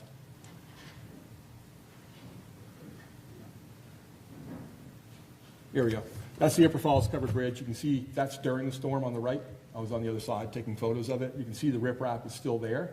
The photo on the left shows the line, the shadow where it used to be. That will be all repaired. We had hired an engineer. He came in and designed it properly. Instead of just throwing the rock over, we're going to key it in, and that'll be done this summer. We're going to protect that. These are just a couple pictures of the townwide repairs. They're minor, but they added up to $12,000. So you document everything, and you can get reimbursed. Continue. Again, they're just some photos showing you some of the areas that were washed out.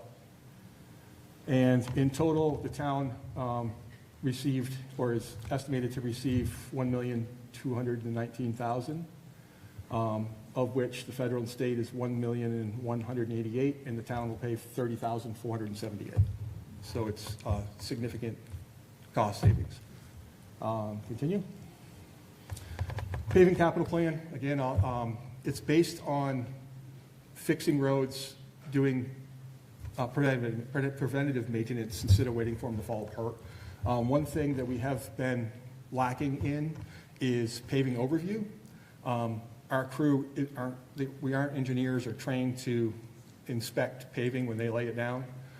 We do our best, but I would highly recommend when you do a paving project, you pay an extra $2,500 to $3,000, have a gentleman or person, woman come in and watch that, measure the thickness, all the temperatures, the compaction. If there is an issue, it'll be documented, and we'll have a better result, getting a better product. It's a huge investment. I just want to make sure we're spending our money wisely. Keeping our roads in good to fair condition is the goal. Traditionally, we'll borrow money and then spend 5 years paying it back and not pave anything in that 5 years because we don't have the money in the budget. We have been building that up and trying to get away from that. We still will need to borrow money at times for big repairs. If the road has to be reconstructed and torn down and built all the way back up, that would probably be a bond and a huge project. But generally, everything will be in the budget, and the taxes won't be going up and down based on what you have to borrow for money. Next. Additional projects in and above the grants are, we just installed 8 additional culverts. We did culvert cleanouts and cutouts, debris removal from drop inlets, general road maintenance, ditching projects on Victory Circle, South Mountain tree removal and ditching. Removed a bunch of all the trees on Girdlot Road. That was a pretty unique project. There was a gentleman logging, and the resident offered, we had to go do a site visit to open up a logging road for them. They offered to remove all the trees on the roadside with the logger at no cost to the town. We showed up, shut the road down. They did the work. We cleaned up the mess, and it looks great. We got to go back and take care of the stumps. But that was collaboration. It saves us some money. Got a lot of work done. That's actually the machine they used. It's kind of cool. That's our excavator just doing some ditching down, I believe, on Bowen Hill.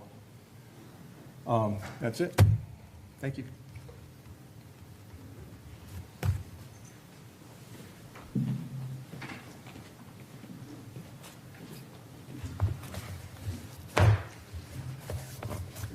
you, Ray. Are there any questions or comments on Article 8?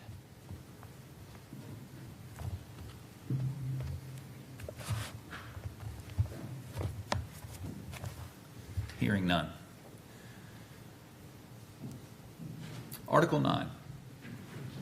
Shall the voters of the town of Weathersfield approve the expenditure of $412,360 for the support and operation of the town's solid waste management facility?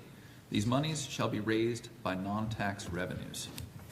And Rika, I believe you're going to present on this. Please.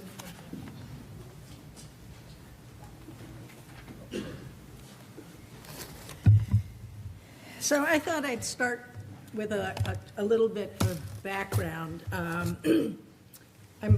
Probably most of you know, we have one landfill in the entire state of Vermont. We have a lot of people who contribute to that landfill on a regular basis. We try to make it last as long as possible because at some point when that gets filled up, we're going to be spending a whole lot more money to truck our waste to, who knows, New Hampshire or New York or wherever, assuming, of course, that they say, oh, sure, bring us your trash, too. So to that end, we try to reduce the amount of solid waste we have to dispose of, the stuff that gets buried, and to increase the amount of recycling that we do so that we keep that stuff out of the landfills. The way we've been so far addressing that to increase the recycling is, of course, we don't charge for that. Recycling is a free service. And to make it easiest for people, we do single stream. So, you know, other than, there's some things, obviously, metals and construction and debris and glass are separated out, but for the most part, as you know, your cardboard, paper, plastics, everything goes into the compactor. So historically, there was a period, looks like it's way in the past now, where China was taking a lot of our recycling, if not all of the recycling, and we were getting some money for that. And of course, that all dried up. So over the last 20 years, and you'll see a slide in a little bit that shows this, over the last 20 years or so, we have accumulated a deficit of about $209,000. And it shows no sign of either staying there or getting smaller. So again, that's just to give you background. And also, I don't know how many of you know that we share, there are 3 towns that use our transfer station. In addition to Weathersfield, there's Reading and West Windsor. And the charges for, we also belong to a solid waste district. And I think I'm correct in saying that it's the district that negotiates the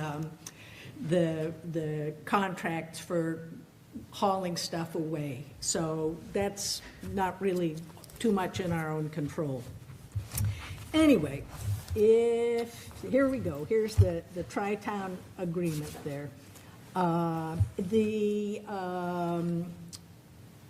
3 towns, we apportion the costs according to the number of households in each of those towns. So you can see in point 3 there that Weathersfield being the largest, let's see, Reading is relatively small. Weathersfield obviously is the largest. West Windsor is in between. Now, and of course pre-22 there were no agreements in place. So this is still relatively new and seems to be working pretty well. Okay, how does it work? The solid waste is unique, or the solid waste program in town is unique in as much it's what's called an enterprise fund. It's meant to support itself. It's supposed to earn whatever it spends. So we've got both fixed and variable expenses, as well as fixed and variable revenues, and we'll go through that. The fixed expenses, you'll see up on top, that's the labor costs, the highway department, the admin, those kinds of things. And what did I write down? Those are largely covered by the price of your sticker, that you have on the car. Let's see, if we go to the next slide. Sorry, if you could back up one sec. The variable costs you see are the tippage, the hauling away, all of that kind of stuff, and that we have pretty limited control over any of that. So next, please.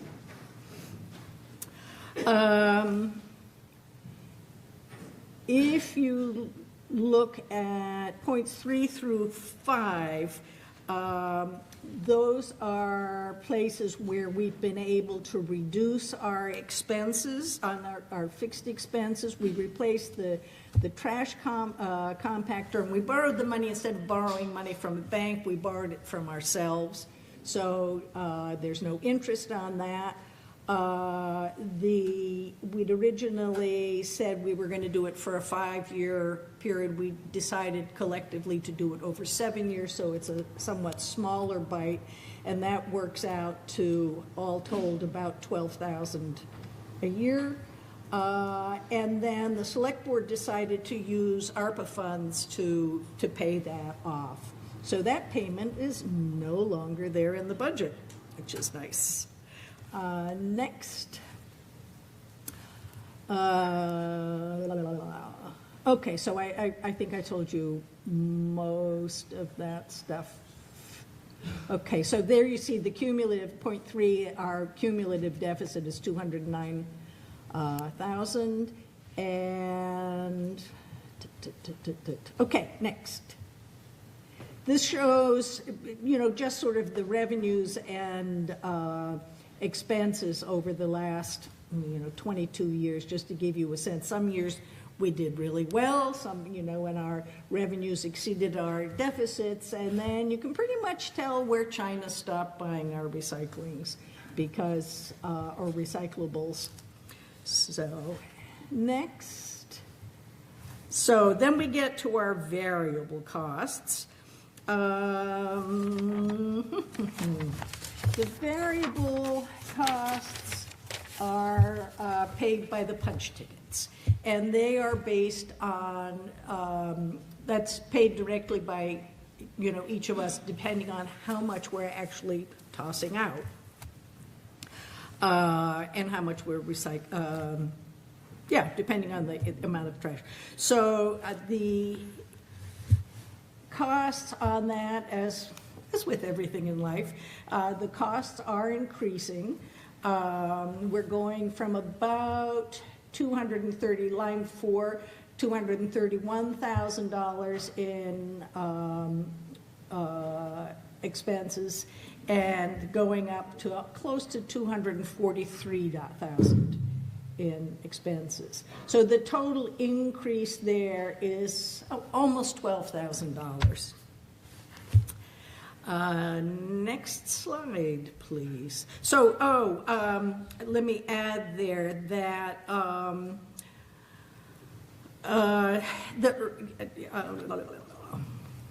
I wrote notes with my right hand. Some of it's not entirely legible this morning. So despite the increase in our expenses, we don't expect to have to increase the cost of the punch cards at this time. So next slide. This is just to give you in a graphic version so you can see the 5-year overview. income and expenses and revenues. Top right is what the three towns have paid. So anyway, that's what it looks like. Unfortunately, stuff just is going up. In conclusion, next slide. The transfer station provides a facility for these three towns that's, done properly, it's environmentally friendly, and it's done in accordance with the laws. We're always strategizing and will continue to strategize on how we can reduce our costs, and you'll see there a couple of the ways we're doing that. The reality is that recycling really isn't free. However, because it's important to get as many people recycling as much as we can, we want to continue to offer it for free. And the way we've done that was by increasing the cost of the punch tickets instead. The bottom line is we're a consumer society, and we consume more and more and more every year. So we are actively exploring ways to increase our recycling revenues so that we can recover more of the costs of that. There are towns, for example, in New Hampshire, where they moved away from single stream and they went back to sorting the different kinds of materials, where they recover 85% of their costs. It does require more help. It means, a system like that is dependent upon volunteers, which is us.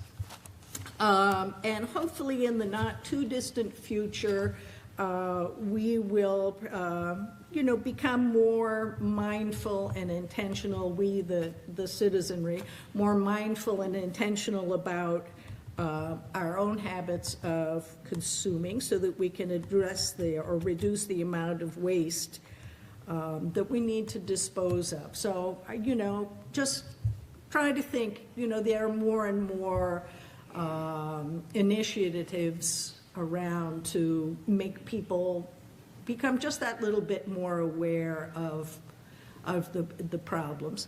And I would say we very much look forward to your feedback and your participation, your creative ideas.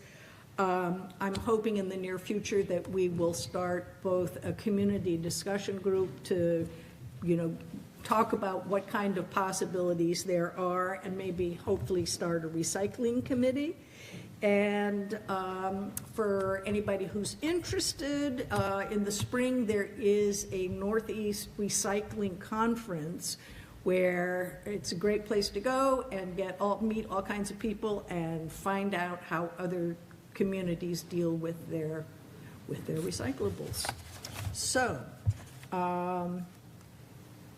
any questions? And if they're about money, I'm going to probably turn them over to Brandon, because he gets the dollars and cents more than I do. I will receive questions. Okay, perfect. I think this one. Thanks.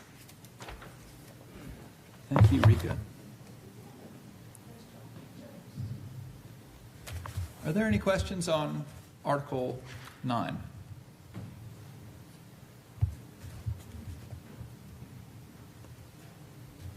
Hearing none, that will be voted on Tuesday at Martin Memorial, same time as the other ones, opening at 8 o'clock, closing at 7. Article 10. Shall the voters of the town of Weathersfield appropriate the sum of $2,500 to support the activities of Senior Solutions, Council on Aging for Southeastern Vermont, a 501c3 nonprofit? Joanne Ehrenhaus of Senior Solutions is here to speak to this article. Joanne?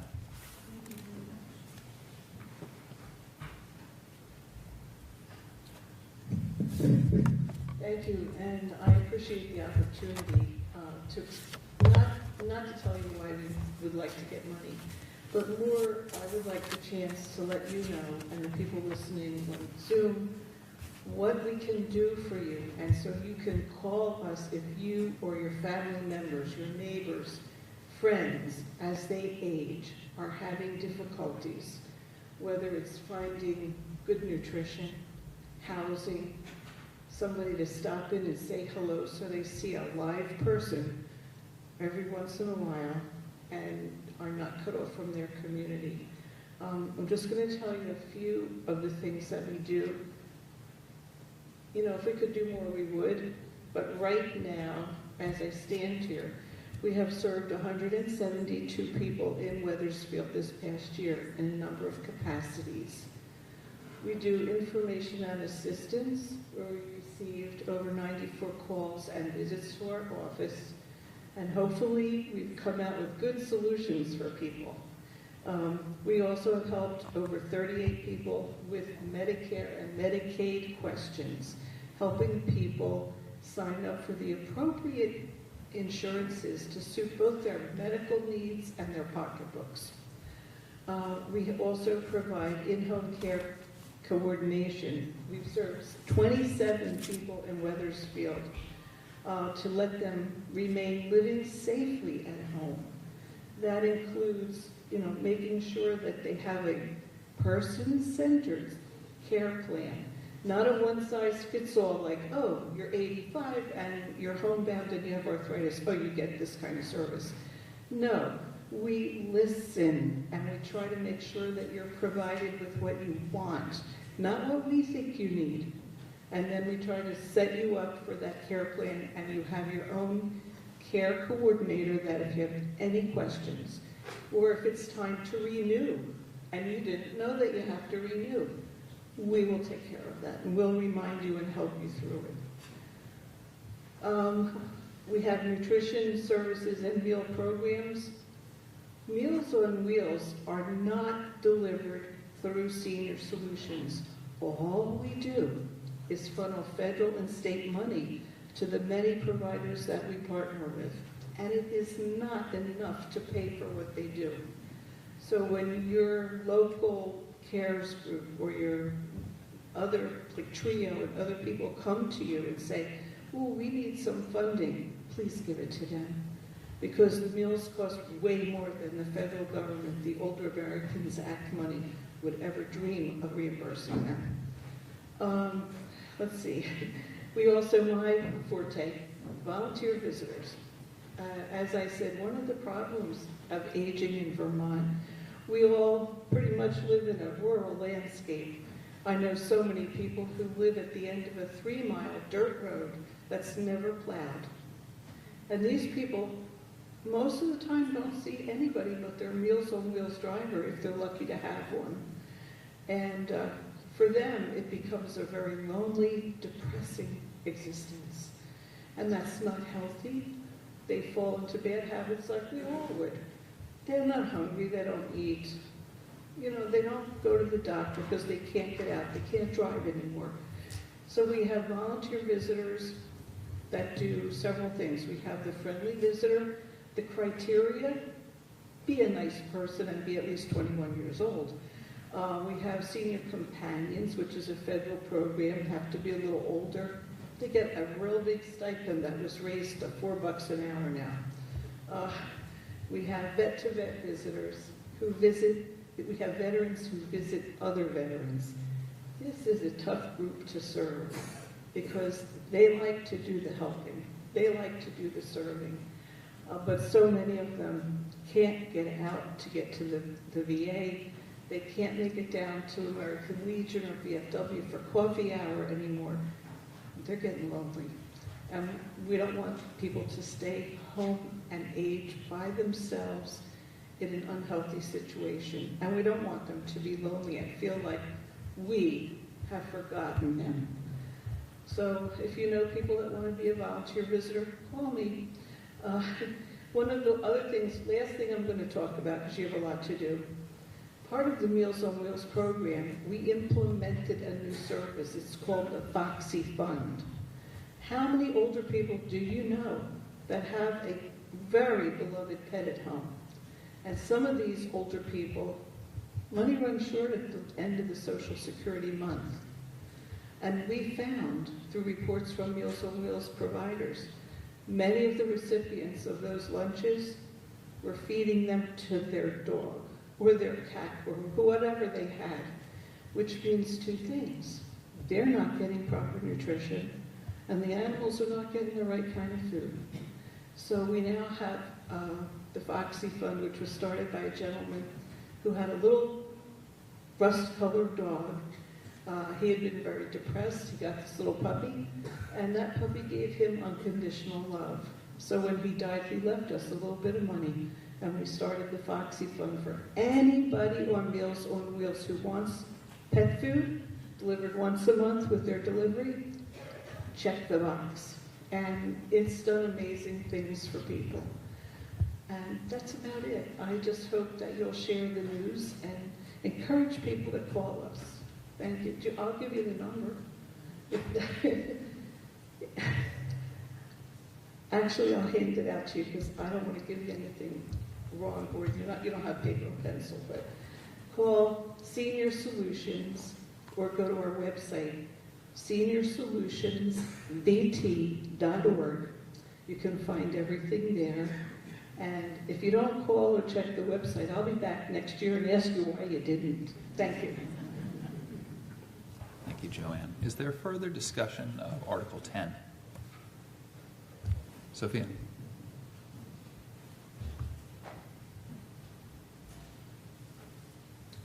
I'd just like to just bring up one Please point. state your name again. Sorry, Sophia Laszczyk-Tytla.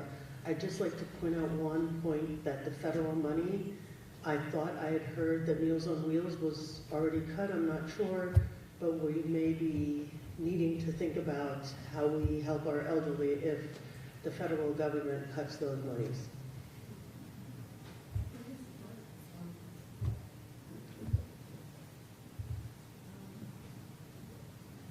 So far for Vermont, we've already received 45% of the allocation for the coming year for the Meals on Wheels programs. So we're not going to start just yet. And hopefully it won't happen. And a couple of years ago when the ARPA money stopped and the government decided we have to streamline our Meals on Wheels list because they didn't have the money. So what did we do? We had a major fundraiser and we filled the gap and we didn't lose a single penny. So I know we can't afford to pay everything, but we're out there working. And I was on it's the Older Vermonters Caucus every other Wednesday. Representative Dan Noyes has the link. You can get on the link and get on the Zoom and take part every other week. He told us he was talking to Peter Welsh's assistant, who was also talking to us on Zoom, and he told us, no, we're okay right now. We're okay for at least half a year. So let's hope that we still continue, okay?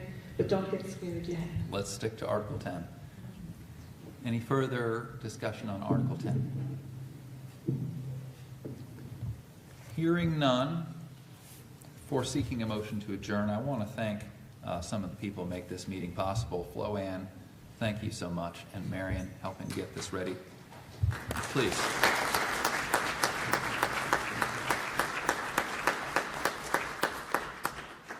Chief Daniels, I've been very reassured to see you in this room all day. Thank you. Nicole, thank you for taking the minutes. Brandon, thank you. Select Board, Olivia and Suzanne, we're very blessed.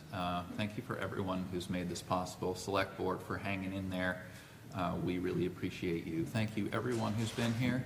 And Logan Perrault, who takes the movies for all of our town things. If you watch things online, Logan is the one who makes it happen.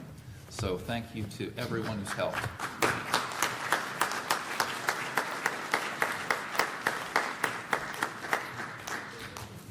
Is there a motion to adjourn? Motion to adjourn. Motion Mike Todd, second Mike Stankovich. All those in favor, please say aye. Aye. Opposed?